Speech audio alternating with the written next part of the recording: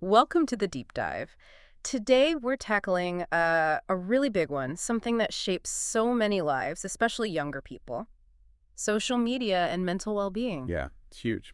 We've been looking at this great discussion from the Learn English podcast YouTube channel. It's very conversational, looks at the research in an accessible way. hmm It's a good starting point. So, our mission here is to pull out the key insights, right? How these platforms affect us, what maybe we can do about it, but without getting totally lost in academic jargon. Let's do it. It's amazing how fast things have changed, isn't it? Not long ago, social media was just seen as this great tool for connection. Totally. But now, well, the picture's way more complex. Research is coming out. People are sharing their own experiences. Yeah. It's a different conversation. Absolutely. And the discussion we looked at kicks off with a scenario that feels, well, really familiar. This 15-year-old, Emma. Ah, yes, Emma. She was doing fine, happy, active, but then she starts spending like 5 or 6 hours a day scrolling social media, Instagram mainly, comparing herself. And things changed. Yeah, she got withdrawn, sad, grades dropped. It's a story I think a lot of us might recognize, maybe in ourselves or someone we know. And that personal story, it really reflects some wider trends that are pretty concerning. Like the stats. Exactly.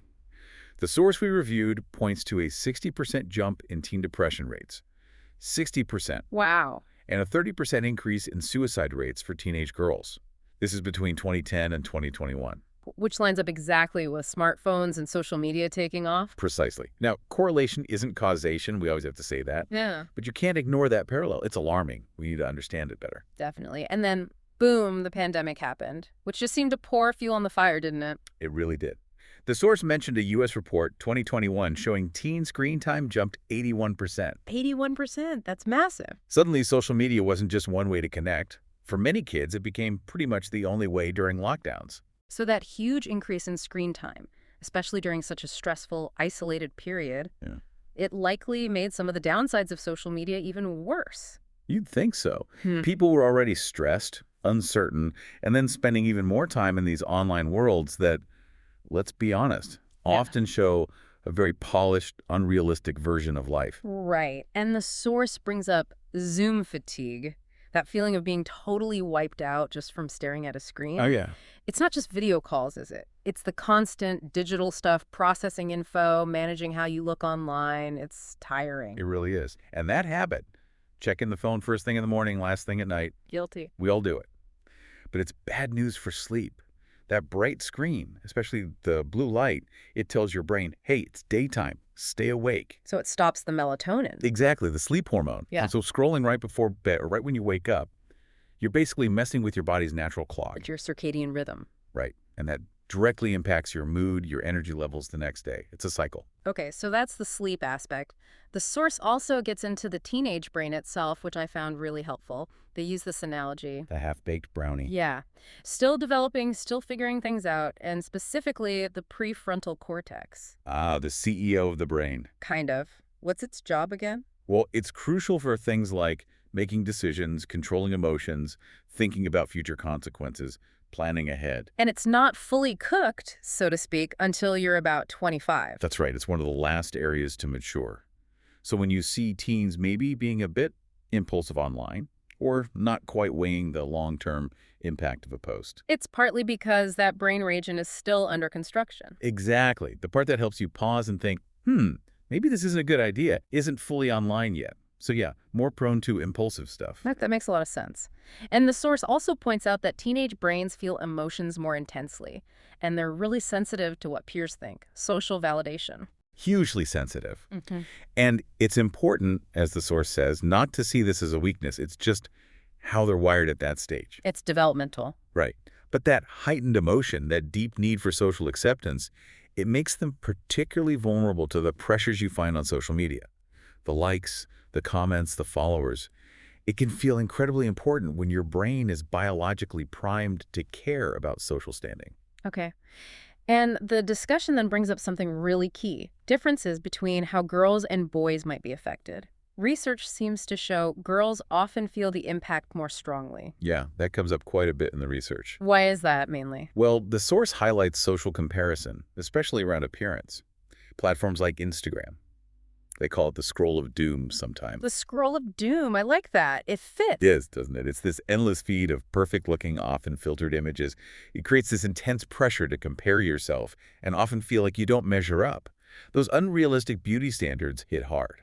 Right, that constant visual comparison. And it also mentioned something about how girls often focus more on relationships and social connection. Yes, that's another factor. Because connection and relationships are often so central, things like feeling left out online or not getting enough likes or comments, perceived social slights, can feel really deeply upsetting, much more so than maybe for boys, on average. So are boys just immune then? Not at all. The discussion suggests boys might experience negative effects differently, maybe more through things like problematic gaming habits or online bullying and aggression, or maybe anger issues tied to online interactions. So different manifestations, but still potentially harmful. Exactly. The impact is there, it just might look different. Okay, so we've talked about the user, the brain. Let's shift to the platforms themselves. The source says, quite rightly, they're not all the same. Each one has its own kind of dot quirks, its own traps. Instagram first. All right, Instagram, the land of perfect photos. We've touched on it, but yeah, that focus on idealized images is directly linked to body image issues, lower self-esteem, sometimes depression. That pressure to curate a perfect life is immense. And then you have TikTok. They called it tricky. It's fun, obviously, but that algorithm Oh, the algorithm is incredibly powerful. It learns what you like scary fast, and it keeps feeding you these short, punchy videos, dopamine hits, basically. keeps you hooked. Keeps you hooked. But the danger is it can also lead you down rabbit holes, right? You start watching something innocent, and the algorithm can nudge you towards more extreme stuff, misinformation, unhealthy trends, all because its main goal is just keeping your eyes on the screen. Engagement over impact sometimes. And what about Snapchat? They mentioned streaks. Ah, the streaks, yeah, turning daily chat into this numbers game. Sounds stressful. It can be. Huge anxiety for some kids. Mhm. Missing a day feels like you failed the friendship somehow. It makes connection feel performative, about maintaining a number rather than actual interaction. TikTok has something similar too, actually. Right. And Facebook, maybe less used by teens now, but the core design, it's all similar, isn't it? Keep them scrolling. Pretty much. The fundamental goal across most platforms is attention capture. And the source mentioned a key mechanism for that: variable rewards. Explain that again. Variable reward. Think of a slot machine. You pull the lever, sometimes you win, sometimes you don't. It's unpredictable. That's variable rewards. On social media, sometimes you post and get loads of likes, positive comments. Other times, crickets. Ah, okay. That unpredictability is what makes it so addictive. Uh. Your brain craves that possibility of the next reward, the next hit of validation. So you keep checking, keep scrolling, keep posting. It's like gambling for social approval. In a way, yeah, it taps into the same basic brain wiring. And the source even brought up the Facebook files, right? The leak showing Meta Knew about the negative impact on teens, especially girls' body image on Instagram. Exactly. Knew about it, but according to the leak, didn't prioritize fixing it because it might hurt engagement. That's pretty damning. It really highlights that these aren't neutral tools. They're engineered environments designed very intentionally to hold our attention. Understanding that design is like step one to navigating them better. Okay, so we have the stories, the brain science, the platform design. Now, what about the cold, hard science, as the source put it, the big studies? Right, let's look at the data. The University of San Diego study is a big one. They looked at over 200,000 teenagers Okay. and found that kids spending more than 5 hours a day on electronic devices, they were 71% more likely to have risk factors for suicide, like suicidal thoughts or behaviors. 71%. Wow, that's a stark number. It really is. It drives home the potential severity of the issue when usage becomes excessive. And the source also mentioned researcher Jonathan Haidt's work looking across different cultures. Yeah, that's fascinating.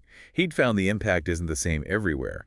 In societies with strong real-world support systems, close families, strong school communities, that sort of thing. Protective factors. Exactly. The negative effects of social media seem to be buffered somewhat. But in more individualistic cultures, where maybe online life replaces more offline connection, the harm seems to be greater. So our real-world connections can actually protect us to some extent. It suggests they play a really important mediating role. which makes sense, doesn't it? It does, but getting the full picture from data is tricky, right? The source mentioned access issues. Huge issue. A lot of the really detailed data on user behavior, how specific features affect people, that's all held by the tech companies. It's proprietary. So researchers are kind of working with one hand tied behind their back. Often, yes. Hmm. It limits what independent research can uncover, Yeah. which is why leaks, like the one from Frances Haugen at Facebook. The whistleblower. Right. Why they're so significant. They give us a rare peek behind the curtain. And in that case, it showed Instagram knew it was worsening body image issues for a significant number of teen girls. And the allegation was that fixing it wasn't the top priority if it might mean people spent less time on the app. That was the implication, yeah. The potential conflict between user well-being and the business model, which relies on engagement and ultimately profit. Raises big questions about responsibility, doesn't it? It really does. Calls for more transparency, more accountability from the platforms, relying just on them to self-regulate. Yeah. While the incentives might not always align with the user's best interests. So, given all this, the problems, the potential harms, what's being done? What are the solutions or protective measures people are talking about? The source mentioned government efforts. Yes, there's definitely movement on that front. In the U.S., there's the proposed Kids Online Safety Act, KOSA. The idea is to make platforms assess risks to kids and, importantly, give researchers better access to data. Europe has the Digital Services Act, which is already in place. That demands more transparency about algorithms, how content is moderated, stuff like that. And California. California passed the Age-Appropriate Design Code. That forces companies designing anything kids might use to actually consider children's best interests in the design process itself. A pretty big shift. Those sound like potentially significant steps. What about closer to home? Parents, teachers. The source called them digital bodyguards. I like that term too. Yeah, parents and educators are crucial. There are practical tools like parental control apps, Bark, Custodio, Apple Screen Time. They help monitor usage, filter content. And that wait until eighth movement. Interesting idea, right? A grassroots push for parents to band together and delay giving smartphones and therefore easy social media access until at least 8th grade, around age 13 or 14. Give kids more time offline during those key developmental years. And education itself must be key, like Finland's program. Absolutely. Finland has a national digital literacy program, teaching kids from a young age how to evaluate online info critically, spot misinformation, understand algorithms, use platforms responsibly. It's becoming as essential as reading and writing. Makes sense. And for kids who are already struggling, mental health support. So important. The source mentions school-based health centers, SBHCs making counseling more accessible right where kids are, and universities like Stanford offering digital wellness classes. So building resilience and providing support when needed. Exactly. A multi-pronged approach seems necessary. Regulation, parental guidance, education, and accessible support. Okay, so looking ahead, is it all doom and gloom? The source actually sounded kind of hopeful towards the end. Yeah, there is a sense of growing awareness, which is the first step. Yeah. People are talking about the downsides more openly. Hmm. And there are efforts to build, well, kindertech. Kindertech, like what? Things like platforms experimenting with hiding like counts to reduce that comparison pressure. Trying features that limit endless scrolling. Putting in reminders like, hey, maybe take a break. Touch grass, as they say. Exactly. Drink some water, touch some grass. Also exploring how AI could potentially help spotting harmful content faster, maybe even identifying patterns that suggest someone is struggling with depression. That's interesting. And governments looking at safety checks, like for food or medicine. Yeah, the idea that maybe these powerful platforms need some kind of pre-market safety assessment, especially features aimed at kids. And thinking about age limits based not just on arbitrary numbers, but on actual brain science. And that radical idea, a screen time tax. That one's pretty out there, but intriguing. The concept is to financially incentivize platforms to respect users' time rather than just maximize it. Flip the business model on its head. That would be a major shift. It reflects a growing feeling that the balance is off, that Yeah. we need to design technology that serves human well-being, not just captures human attention. Okay, so wrapping this all up, the main takeaway from this deep dive seems to be social media isn't inherently evil, it has benefits, but it's incredibly powerful. And especially for young people, it can seriously impact mental health if we're not mindful, not conscious about how we use it. Absolutely. And if you're listening and you recognize yourself in some of those feelings, the comparison, feeling overwhelmed, anxious, the source had a really important message. You're not weird. Yeah. You're not broken. You're human. You're human. And you are definitely not alone in feeling this way. It's a common experience in our digital world. Totally. So if you are struggling, please, please reach out. Talk to someone you trust, a friend, parent, teacher, counselor. There's help available. Don't go it alone. Hmm. And sometimes just small changes help. Put the phone down for a bit. Seriously, go outside, stretch, hug your pet, call someone, connect in the real world. Good advice. Thanks for digging into this with me. Yeah, thank you for exploring it all. And for everyone listening, here's something to chew on. As this tech keeps evolving, how can we individually and collectively consciously reshape our relationship with it? How do we build a digital world that actually prioritizes our well being and real connection instead of just endless scrolling?